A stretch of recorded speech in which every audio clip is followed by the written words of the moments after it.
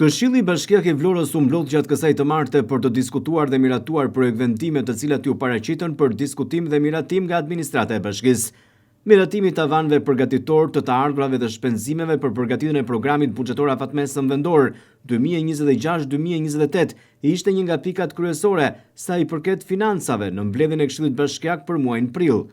Një projekt vendim ky që vjen në vazhdim të dokumentave që miraton Këshilli Bashkiak në vijim të procedurave për programin buxhetor afatmesëm. Sipas drejtorit të financave në Bashkinë e Vlorës, fushat kryesore janë turizmi, punësimi dhe mbrojtja e mjedisit. Ai flet me gjuhën e shifrave. Në lidhje me tavanet e të ardhurave për vitin 2025, transferta e pakushtuar është 877.751.157 lekë dhe për vitet 2026-2028 është respektivisht 921.236.386 lekë, 968.039.436 lekë dhe 968.035.486 lekë. Për taksat e tarifet vendore parashikohet një rritje referuar ndryshimeve dhe në paketën fiskale. Një tjetër çështje e rëndësishme e cila u debatua dhe diskutua në mbledhjen e Këshillit Bashkiak të Vlorës këtë të martë ishte edhe marrëveshja për pagesën me këstet detyrimeve të prapambetura për taksën e ndriçimit, pastrimit, gjelbërimit dhe taksës së pasurisë për kategorinë familje të agjentit Shoqëria Rajonale Ujësiellës Kanalizime Vlorë. Kjo çështje solli diskutime nga këshilltarët e mazhorancës dhe opozitës. Ky grup pune çka ka analizuar? Sepse nëse juve më thoni që ujësiellësi nuk e pranon këtë detyrim me kamatavonesa, unë këtë gjë nuk ta pranoj, sepse normale një palë që ka për paguar detyrime më shumë se sa i takojnë, nuk do i paguan, edhe unë tisha nuk do t'i pranoja. E keni parë këtë vendim? Çfarë shpreh ky vendim? Sepse kjo gjë që thot në shtyrje të detyrimit, nga leximi që unë i kam bërë projekt i këtij vendimit numër 4, dhe nga që e kam parë projekt vendimi, detyrimi është shtyr vetëm për 2 muaj dhe pas 2 muajve ka filluar normalisht pagesa. Kjo e vërtetuar edhe nga ekstratet bankare, jo vetëm me mendje. Grupi i punës i cili ka hartuar këtë draft të marrëveshje dhe këtë projekt vendim e ka vendosur institucionin nga i cili paguhet në pozita diskriminuese krahasuar me palën tjetër me cilën është lidhur marrëveshja. Është e papranueshme, jo ligjore, jo etike, jo morale, që të përfaqësosh bashkinë dhe të mos mbrosh interesat e institucionit të cilët përfaqëson.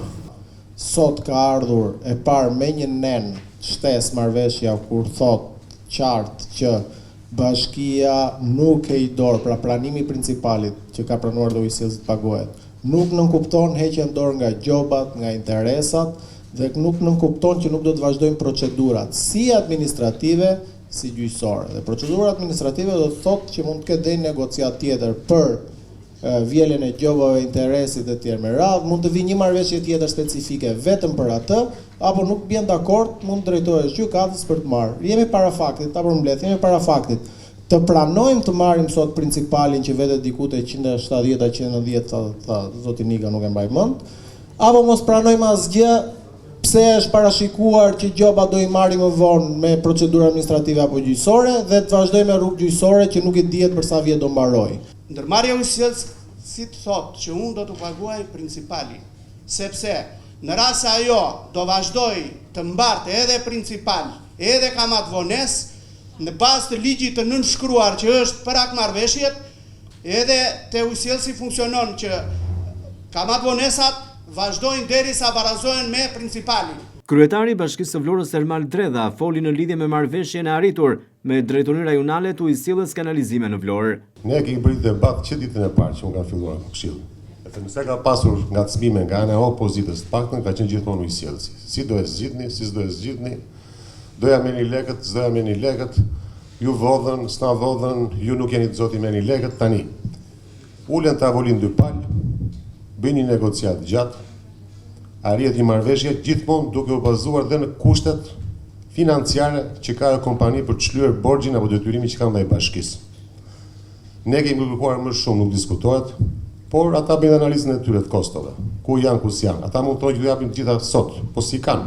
Edhe atë do bëhet një marrëveshje nul, që do të thotë nuk do shlyen asgjë.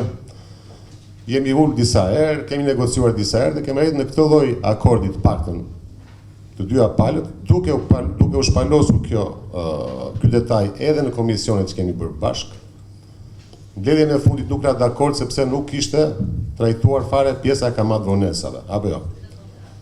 Po, kamatvonesat, normalisht Akumi, kur ka bërë marrëveshje me të gjitha bashkitë e tjera, kur ka bërë procesin e transferimit nga bashkia te Akumi që ka kthyer pastaj në detyra rajonale, nuk e ka njohur fare kamatvonesën si proces dhe të tjerat. Ne, për transmetuar dhe zërin tuaj te drejtoria e sjellësit, po edhe ne, për të qenë përgjegjshëm me gjithë procesin, nuk mund ta falim atë borxh, apo jo. Dhe po të shikosh me vëmendje kontratën që është bërë, se s'dua të përsëritem tani, aty është shumë e qartë. Ne nuk na ndalon juridikisht që të vazhdojmë procesin më pas, por të paktën të fillojmë të marrim disa të ardhura se na takojnë. Pas diskutimeve dhe debatimeve, në fund me 33 vota pro, 5 kundër dhe 1 abstenim, u miratua marrëveshja për pagesën me këste të detyrimeve të prapambetura për taksën e ndriçimit, pastrimit, gjelbërimit dhe taksën e pasurisë për kategorinë familje të agjentit Shoqëria Rajonale Ujësjellës Kanalizime Vlorë.